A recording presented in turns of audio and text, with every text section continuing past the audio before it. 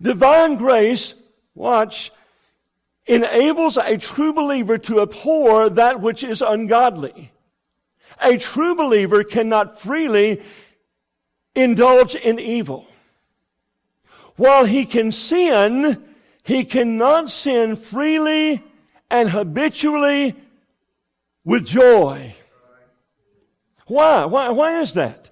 Because if he's saved, grace is still tutoring him, mentoring him, disciplining him. It is still exerting its influence upon his life. Walked one morning into a McDonald's to eat breakfast with Brother Paul. I walked up to the counter. I didn't know Paul very well at the time. But I'll never forget this. As we came into the counter and placed our order, the waitress, she put the tray down and then she put a placemat or a tray mat on it. And I caught a glance of it. It was a female dance team that was very immodestly clad. And Paul saw it at a glance, and he picked it up and he turned it face down. As I noticed Paul's walk, I noticed that was consistent. It reflected discipline, that he was doing anything he could in the way of discretion, in the way of prudence, to make sure that nothing was left unchecked that would cause him to stumble.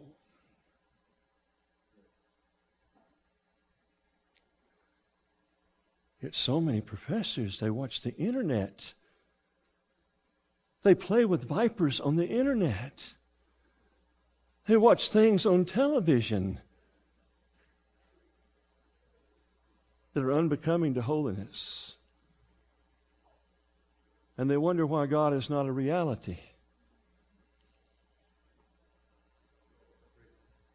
The desire to pursue godliness, friend, is found in grace's power to enable the true believer to shun evil. But listen, this is important now, listen carefully. What enhances this, though, the influence of it to live for righteousness, is when we take the initiative in faith to discipline ourselves to godliness.